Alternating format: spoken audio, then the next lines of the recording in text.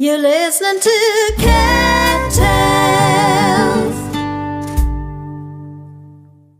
Hi, and welcome to Cat Tales. My guest today is the hugely talented and critically acclaimed singer-songwriter Boo Hewerdine. The musician's musician, Boo is widely regarded as one of the UK's best singer-songwriters, and his cult band The Bible still excites passion amongst music lovers despite being disbanded in the early 90s. Boo has consistently made his mark on the music scene with his solo performances and songs that have been covered by over 50 other artists, including Eddie Reader, Katie Lang, Natalie Imbruglia, Marty Pellow and Suggs. His song, Patience of Angels, was nominated for an Ivor Novello Award. He's produced records for The Cause, scored the films Fever Pitch and 24/7, and has even had one of his songs featured on Emmerdale. This is the one with Boo Hewerdine. Well, thank you for agreeing to be my guest today. So I'm really pleased to have you on the show. And how's it all been with this lockdown stuff, though? Has it been okay for you? I've been really busy, which is nice. I'm incredibly busy all the time, which I like. I kind of don't miss playing live. Don't you? And it's going to be weird next year because we've got all of next year's gigs, but all of this year's gigs all crammed in together. So I'm going to have to get used to it again. Yeah, but you do loads of gigs, don't you? Like I do, but a year or something ridiculous. Like that. But being at home and writing all the time and producing all the time, it feels really productive, and I like it. So, and I like being at home as well.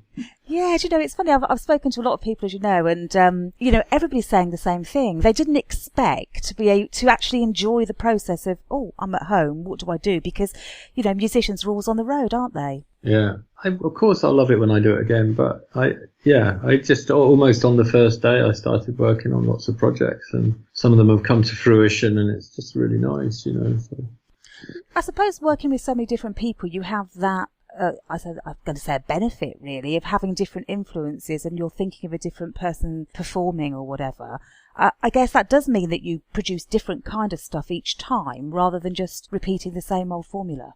Yeah, 2 records ago, I wanted to do this album called Swimming in Mercury, which was I made it like the very first records I made when I was like a teenager, and I wanted to revisit those ways of putting records together. So that had lots of those all band songs, and then the last record I called Before has no guitars on it at all. It was all played on found instruments because the studio I worked with, we'd collected some old strange instruments. And again, it's my record company because I play them stuff, and most record companies would go, can you do something else? But he kind of likes it when I go a bit outside the box. So reveal are very good for me that way, But you have to be a bit outside the box, I think, these days, don't you? Because it's still a very competitive market, obviously, from the music business perspective. But it's how do you get heard above all the noise online now? It's the dynamics have all changed, haven't they? It's really hard. It's really, really hard. And I feel very lucky, and I never take it for granted that,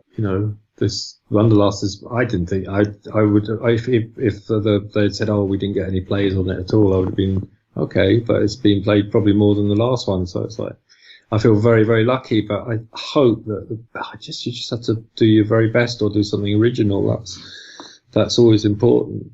I work on so many records or help so many people, and even after all this time, the things that work and the things that don't work, there's never any logic to it. But it's a huge struggle. When I first made records, there weren't that many people making records. It was very hard to get a record deal, and not many people made records independently. So it's got a lot harder. So whenever I work with people who are starting out, I say you've got to try and think what makes you different from everybody else. Otherwise you just end up in a big swamp.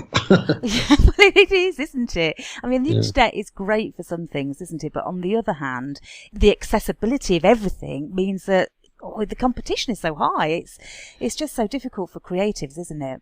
It is. It's also difficult for people who have to play things because they get inundated. They might receive when I first started making records, there were probably 50 singles released a week. Yeah. These days it's it's between 4,000 and 5,000. So they can't really listen through all of that. No. And it's hard for everybody. But it's always been hard, actually. It's just hard in a different way at the moment. Yeah. It's it's a tough old business. It's a tough thing. You've got to be prepared to fail and prepared for people not like what you do. You have to sort of develop quite a skin, Yeah. Which sounds. Just don't read the critics.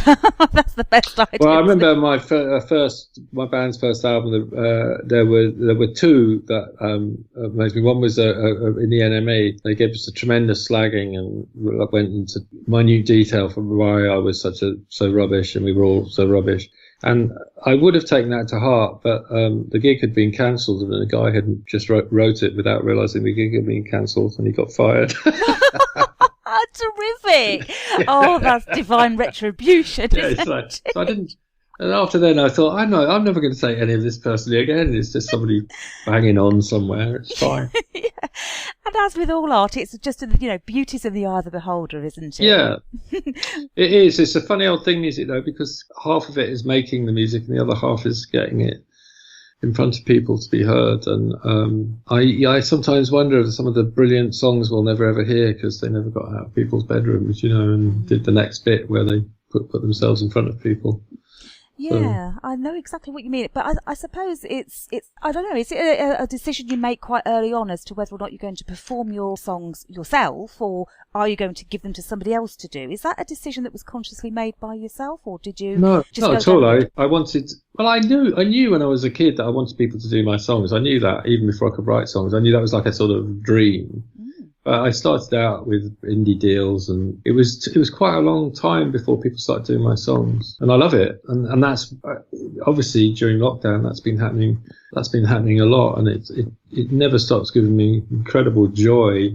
I was just writing with one of my songwriting heroes, is a woman called Kim Ritchie, who's in Nashville, and to write with people of that artistic caliber, I think she's wonderful. And she wrote some of the songs in Nashville and stuff, but she's not really a country singer as such. She just happens to be there, but she's just a really, really good songwriter, and she's become a very good friend. And all the people that I write with, all my friends, have all come through writing music. So that's kind of the driving force, really. Sometimes you get a bit of success, and it's also my trade, so I have to try and make sure we can pay the rent and stuff. But it has never been part of what I do. So it's just been a lucky byproduct. So do these songs come first, and then the people who finally sing them and perform them come second, or do you write something specifically for a performer? Yeah, I mean, quite probably the most of the songs are people who come to me and ask for a song. Sometimes people will do a song, just cover it, which is nice. But most times it's somebody said, "Would you write me a song?" or "Can I write a song with you?" and stuff like that. There's a really brilliant singer I really like. I'm in Glasgow, and she's a Glasgow singer, and I've seen her a few times. I really like her, and she asked me to write her a song, and so I did. And so I'm very lucky. I don't think many people get that privilege, but it's a fantastic thing to be asked to do. Yeah, I can feel that from you. I mean, you're really passionate about it, aren't you? But yeah. Do you then sort of say, okay, well, this person's going to be performing it, or they need the song for a certain purpose, or whatever, and then you try and encompass part of them within it, or is it the subject matter that drives the melody and the feel? That's a really good question. Actually, what you do is you try and get inside their mind, and it's like if you're writing together, it's like try and be as empathetic as possible. Or if you're writing for someone, one of my favourite things that ever happened, and he's become a really good friend, is Chris Drever. I don't know if you know him from Lao. Yeah, I do. And he did one of my songs, Harvest Gypsies, and to write for him, and I was such an admirer of his anyway, is that I just tried to imagine what would work for him, like artistically. Yeah. So yes, you do. You try and get inside, and I've done that for years working with Eddie Reader. It's like it's like you have to sort of write. It's like being a screenwriter or something. You really have to understand the performer. Yeah. I can imagine that. I mean, I saw you perform Dragonflies actually on one of your live shows over the internet, which right. I absolutely adore that song. It's absolutely wonderful. But it was great to hear a different take on it, because obviously I've heard Eddie sing it. Yeah. And then to hear you, it was beautiful. I mean, the song is gorgeous anyway, but it was lovely to feel it had a different twist, because a different performance, different vocal, obviously, male, female. So do you think about that in terms of like how it can translate into different, different performances later, or is it just let's get it right for that person? The ultimate goal, always, when I sit down to write a song, even if it's for someone, is a song that's going to just be able to fend for itself in any performance. And I remember starting that. I was outside Queen's Hall in Edinburgh. It was about this time of year. It was a nice sunny day, and I was sort of working on it. And she went, "Oh, that's good. Can you finish that?" So I did. And so yes, her version had her in mind, but actually there's someone else, a few other people have done it, and those are the ones that I get a real kick off, is that someone's just found the song by themselves and decided to have a go at it.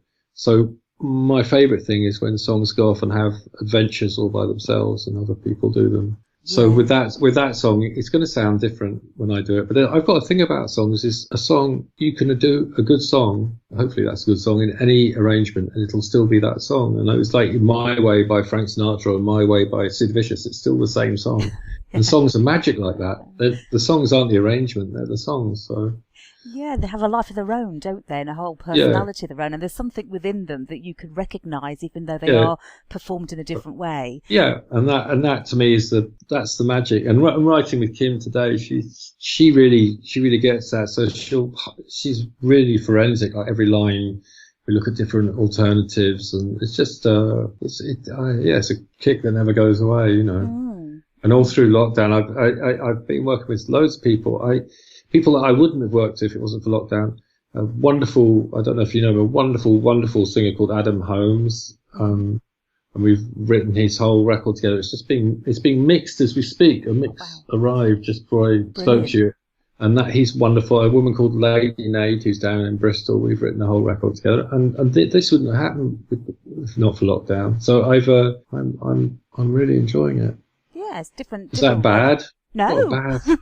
Because Glasgow's back in lockdown again now, and everyone else is going, oh, and I'm going, oh, okay. Yes. Do you know, lots of people found a new way of living, didn't they, within lockdown, that they actually enjoyed. You know, the nature was there that you could hear and enjoy and see, and, and then it's suddenly life begins again. It's like, oh, well, actually, that way of being was actually quite good.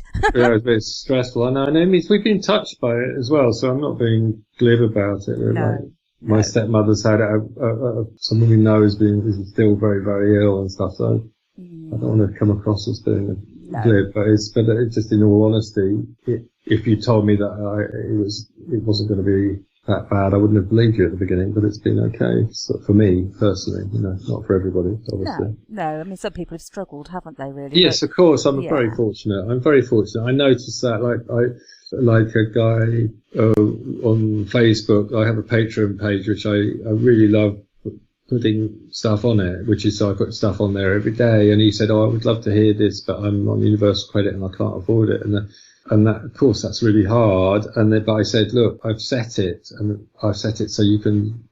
I can't let people in for free. It won't let me do it. I'd love to, but technically it won't let me do it. But I set it so that you pay hardly anything and get in.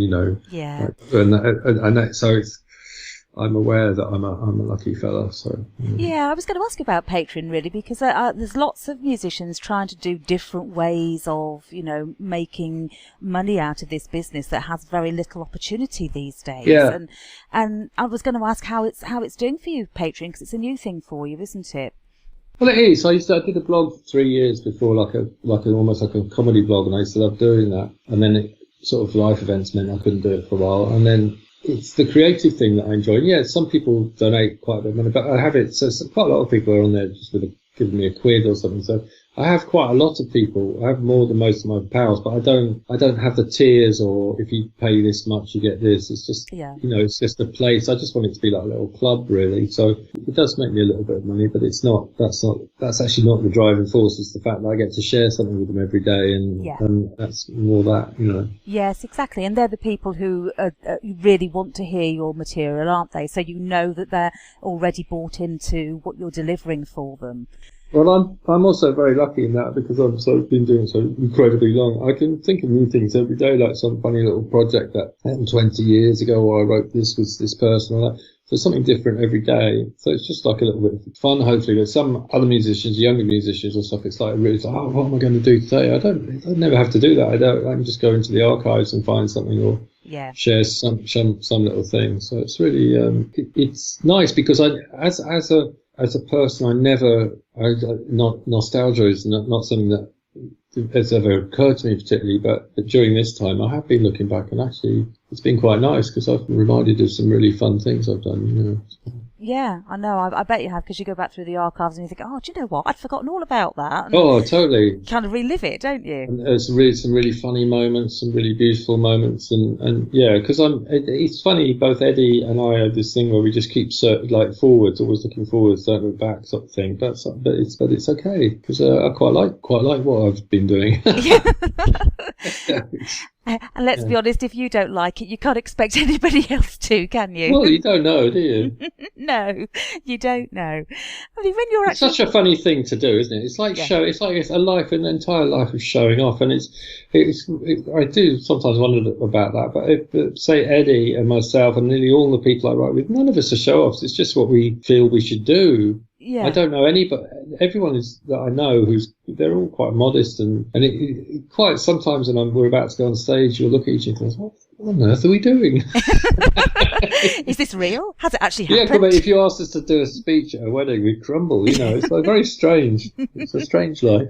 Do you ever get that imposter syndrome? You know, when you're sitting there and you think, "Oh my God, what am I doing here?"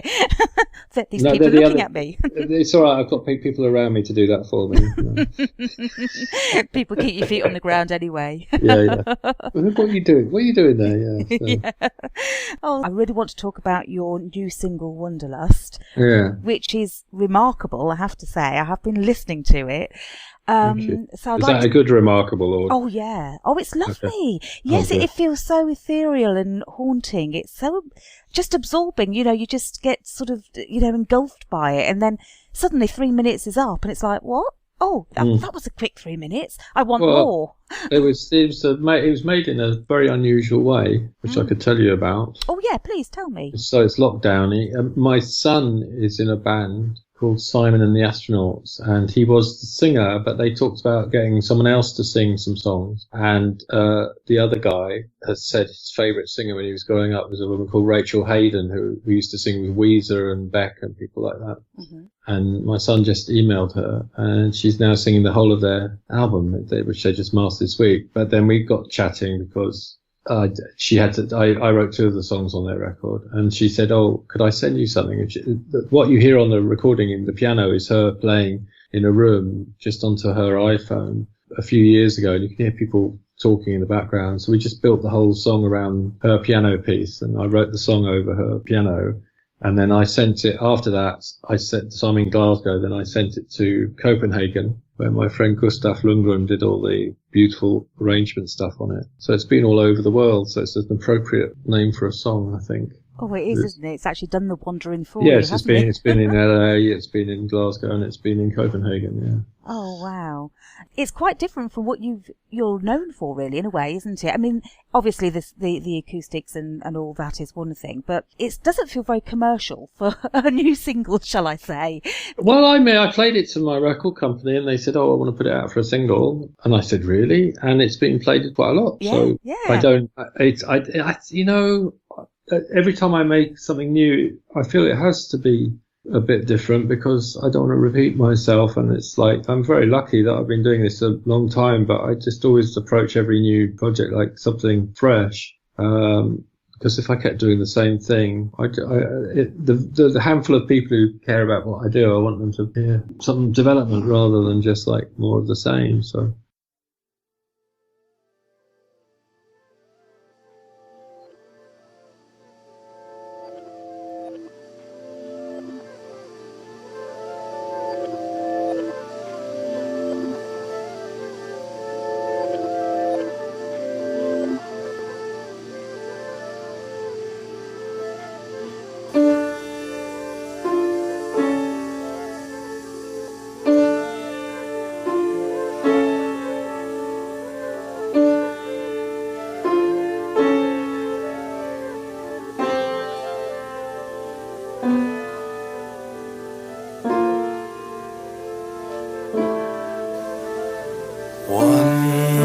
Wanderlust, wanderlust,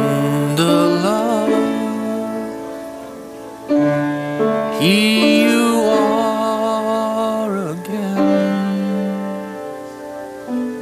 Call my name.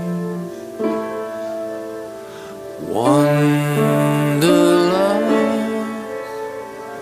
wanderlust, just when I'd found home alone.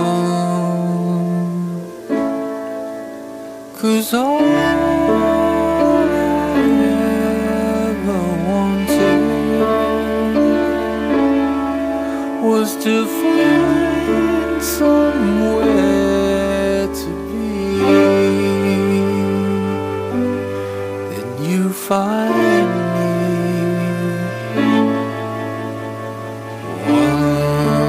Wanderlust, wanderlust. Now at last I know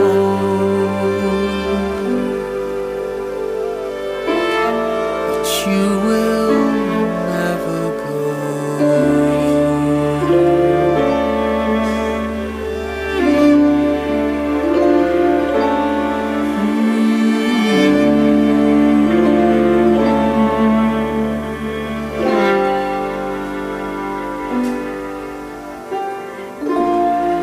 You will never go.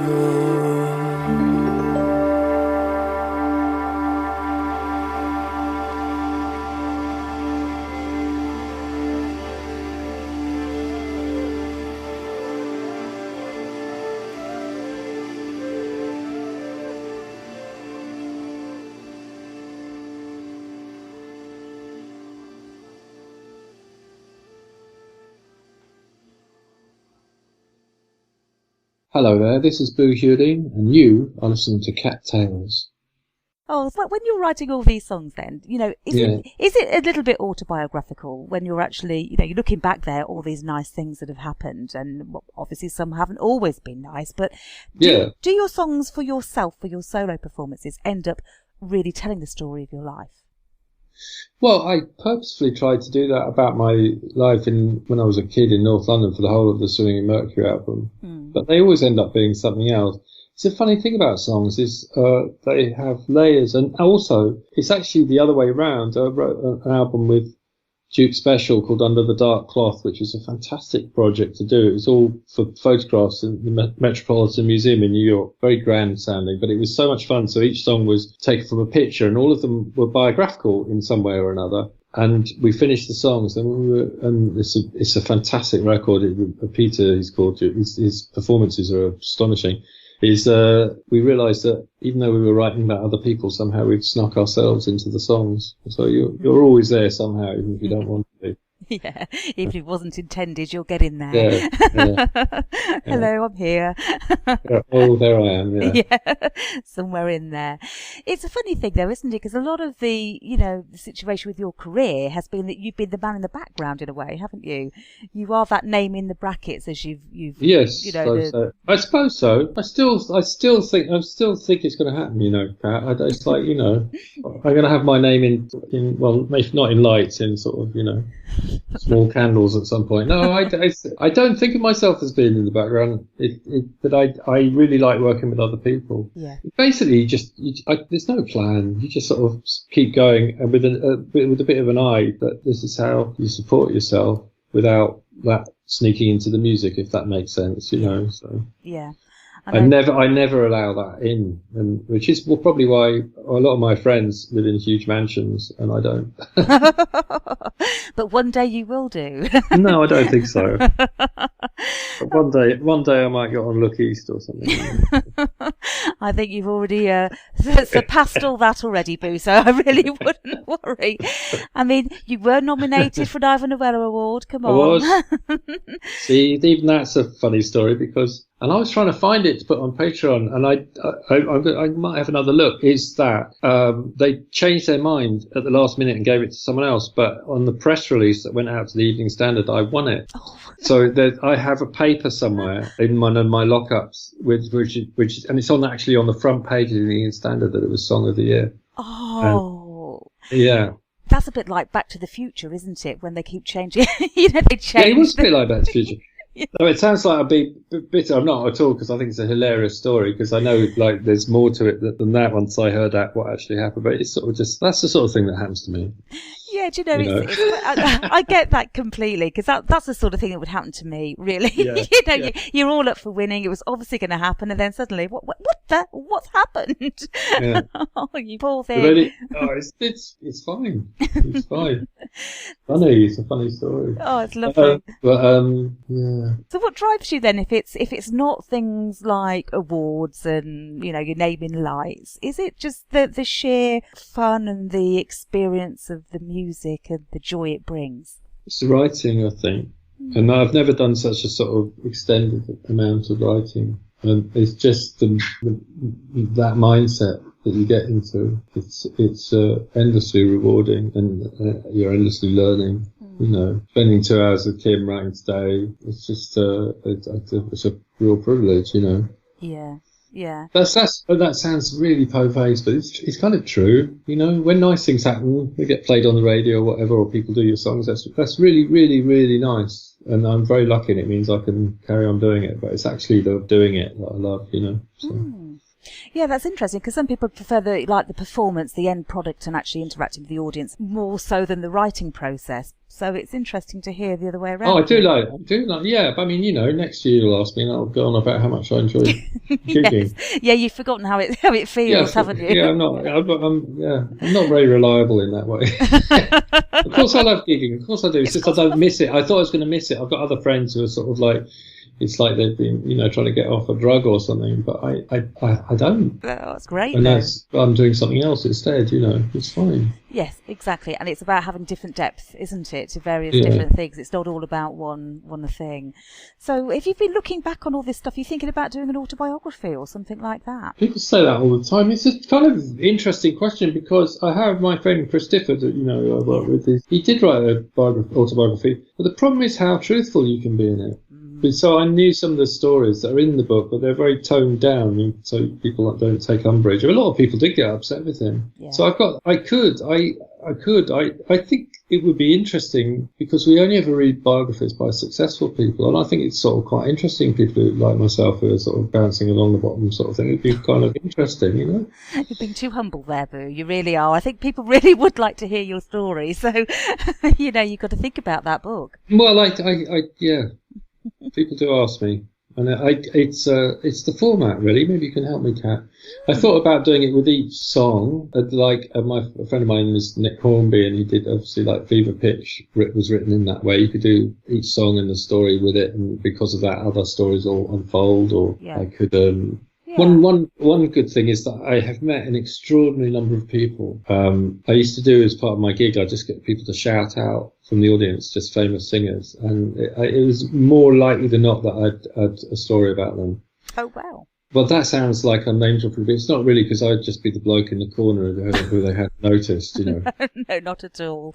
I'm sure. You know, there are lots of different stories, like the time I dropped a vol au vent into Jules Holland's piano when I was at his house. Oh, no. And I couldn't get it out. Oh, no. Oh. I wonder when they found it. You know, I've got lots of stories like that. Did you confess to him? Or No. Did you not? This is the first. I'll probably get busted. Because we were working. I was working with Eddie Reader in his studio, which is just next to his house, on something. And then he said, "Oh, come over. We're having a party, and it's full of glamorous people, and waiters handing out vol au vents." And I got mine on a plate, and I was shy and standing next to the piano. And in slow motion, I watched it roll off my plate into the piano. Couldn't get it out. And that was the end of Jules's career. Well, I don't think so. No, I don't. Fortunately. It's like, maybe 2 months later, he's going, "What's something up with this F sharp here?" You know? Oh, that's just wonderful. So that would be the level of my biography. It wouldn't be about how I felt when I won an Oscar. It'd be more like how I felt when the vol au vent rolled off my plate.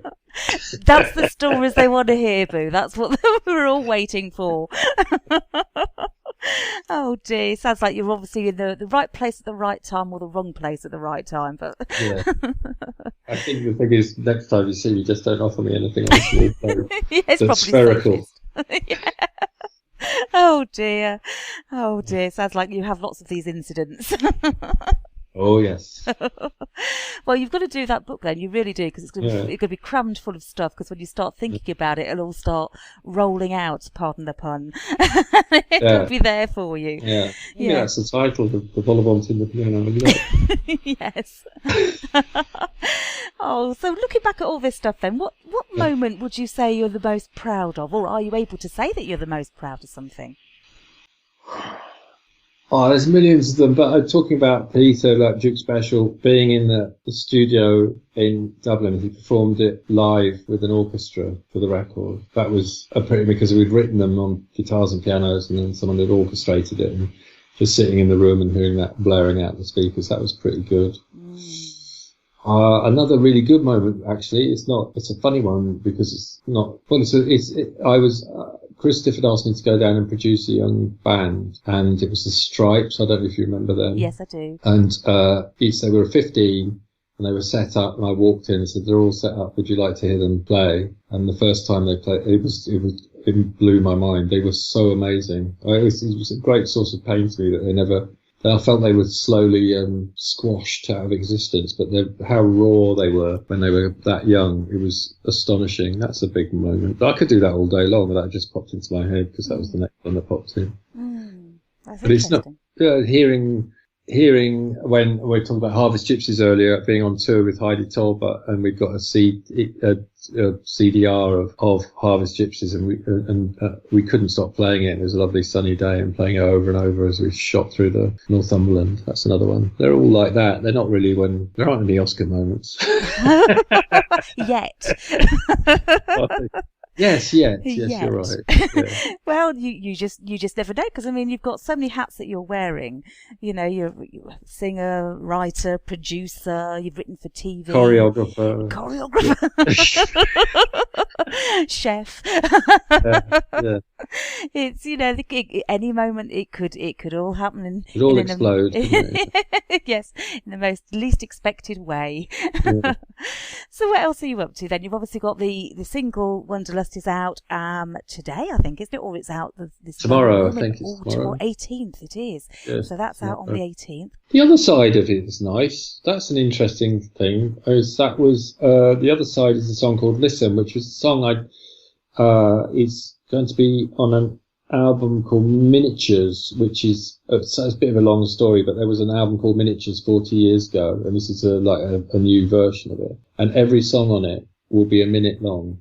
And I happen to have this song which I tried to record 2 albums ago, which I always really liked, I wanted to write a song that you might hear in a Disney film in the 40s. It was just me and a guitar, and someone on Patreon who's an arranger, string arranger, said, "Oh, I'd love to do a string arrangement for that." So he did, and that's the record. He just took my recording and put a lot of orchestral stuff on it, and it's 1 minute long, and I like it.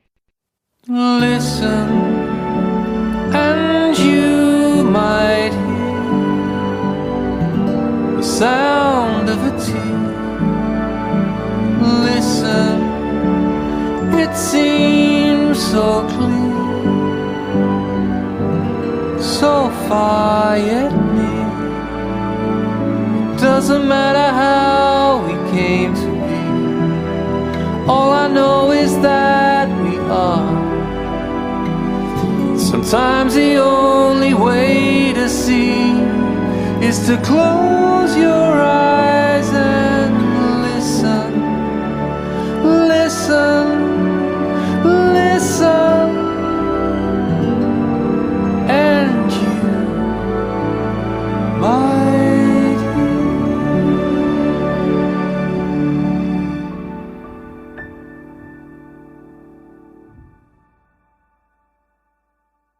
Hello there, this is Boo Hewerdine, and you are listening to Cat Tales.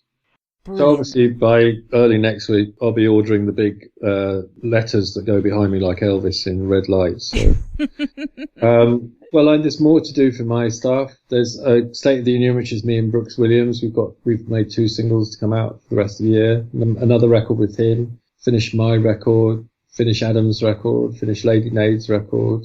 I've been working with some amazing people. A woman called Elaine Lennon, which she helped her make her charity single, which was really well received. A woman called Adriana Spinner. A very interesting young guy called Joshua Grant, who accidentally, with his first single, before I knew him, he made a song called Edinburgh, and it got to #1 in the charts in Scotland, but he's got in the top 40 in the whole of UK. But it was a complete accident. So I've been helping him with what he does next. Lots of different things. Each day, every day, different things. All different stuff. And of course you do all your songwriting workshops and stuff as well, don't you? Yeah, which is, again, it's sort of related to what I was saying before, because I've made so many friends doing that. And to me, probably the most rewarding thing you can do is there's a woman called Madeline Harwood, who I met just over a year ago. She came to a songwriting workshop in Gloucester, and she said, I asked her what her lifetime's ambitions were, and they were pretty modest, and one of them was to be played on Radio 6. So on Saturday, I helped her write a song, and I helped to produce it, and on Saturday, got his first play on Radio 6. She was quite happy. Oh, fabulous. That's brilliant. That's brilliant. I'm going to have to ask for your help here. I've got all these lyrics that I've written. I say lyrics, they're poems, actually, which could in fact be lyrics. But it's like, how do you go from that to then producing a song? I mean, I can do the words, but the music seems to be eluding me. Or should you play? I play the ukulele, but not very well. I will confess. It doesn't matter how well you play it, actually.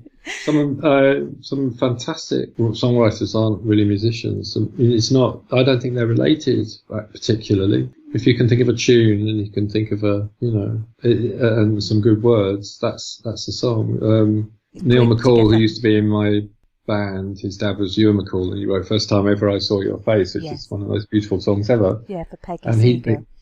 And he didn't play an instrument, so you don't need to play an instrument to write songs. But how do you do it? I don't know. You could send them me, and I could tell you where I've gone wrong. They're not where you got wrong. But a poem can be a lyric, but a poem is a poem, and a lyric. The difference is that it's sort of designed to be sung. Yes. Yeah. And there's sort of that's a big part of my workshops is working with people, trying to just.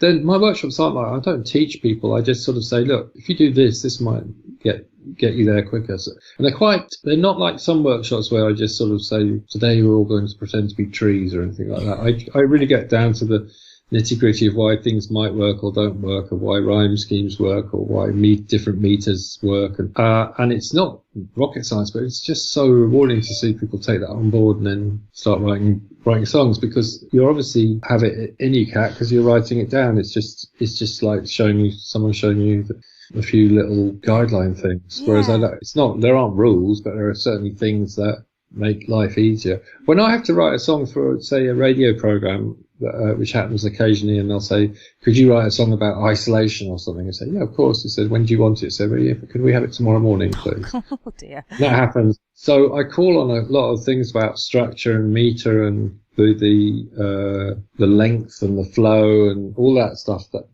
That's really useful, because once you know that stuff, all you do is think about the emotion you're trying to impart. So that's the thrust again of my workshops, is not to make people write hits up to a formula or stuff like that. Is just to show them stuff that's going to make it easier to get it from your the thought to the page, sort of thing. Wow, that's fascinating. You say it's not rocket science, but actually to somebody who can't do that, it's it is rocket science. It's magic. So it's lovely. It kind of isn't, because honestly, I have the hardest one ever was a really nice guy called Simon, who came on my weekend courses probably 9 times, and he couldn't play anything apart from a bit of saxophone, and he couldn't play chords, he couldn't sing, and his lyrics never had any meter and didn't rhyme and stuff, but there was something there. But eventually, after 9 times, I said to him, well, what do you want to do? And he said, well, can I spend a day in the studio with you? And I was pretty resistant, because I didn't know what would happen. from that, he's quite driven from that. That was a German idea, and it ended up being an album with lots of different singers. He doesn't sing on it. He reads poems sometimes, and it's a thing called Simon and the Astronauts, and it got played loads on the radio. And that's what my son's band, he writes the music for it now. And they're now on their third release, and they are getting really like big management in America interested. It totally blows my mind, because if anyone can do it if they have the drive and the vision. So he's probably the most extraordinary story of all of them. It's incredibly good music. He kind of comes up with the ideas and gets other people to help form it. Wow. So I believe in that power of creativity. So some songwriting workshops, they will have a criteria, and you'll have to send in demos, and that's it. I don't do that, because some of the best stories have come with people who say to me, I can't do this. And then if you've got an idea, Kat, then you can. And you just need a bit of someone showing you some clues and coming up with concepts. Oh, that's so inspirational. I will be signing up to one of your workshops. I've got to do it. I've got to write that song. It's like everybody's got a book. You should. Yeah. Oh, yeah. I would love. I feel the same about books. Some of my friends are authors, and I look. It seems like magic, a mysterious thing. But you should come. I just put one up, which is it's not mine actually, but I'm doing it for someone else. It looks really beautiful next April, where it's in the wilds of Scotland somewhere. It's on my Facebook. Brilliant. I'm going to look that up, Boo. They're always fun. Yeah, well, it's ask anyone. Yeah, I'm sure it is, and that exchange of ideas and everything. And there's one of my great friends here, Finley Napier, who I've done a lot of work with and now become a really good friend. Him and I, we're doing. There's a Moniac Moor, which is called Scotland's Creative Writing Centre. We were going to do a residential in December, but now that's going online. So keep an eye. I'm always doing them. I will indeed. Oh, look, do you know what? It's been fabulous talking to you. I could talk all night, but I'm sure I've gone on too long. No, you haven't. No, I'm not. I'm not at all. I'm I can try and be more interesting. No, you're not. You're very interesting. I'm just thinking I don't want to take up all your night, because I could. I could chat for England. I'll be getting the wine out. I'll be sitting here slurping away, going, well, what will you hear, Boo? Listen to this. Yeah. I'll be trying my ukulele, and you'll be going, oh God, she's useless. Send me something if you want. I can say something about it. It might be helpful. Yeah, I will send you. Yes, I'll send you a poem that I'm trying to put into a song, and you'll go, forget it. It's never going to happen, Kat. Forget it. Yeah, just dream on. No, I'm not like that. I try to be encouraging. No. Only, and it's a good thing, because when I have been, it's like with that guy Simon, it ended in something really genuinely amazing that I think, if I hadn't been like that, and if he'd met other people, they would have just told him not to bother, whereas there's something really magical about what he does. So, Oh, well, that's great. You see, look at that legacy that you're leaving. Well, when you leave, I'm not saying you're leaving now, obviously, for God's sake. Have you heard something? No. It was a phrase, you know what I mean? When you depart this earth, look at the legacy you will leave. Oh, a cheery thought. I might do an air punch.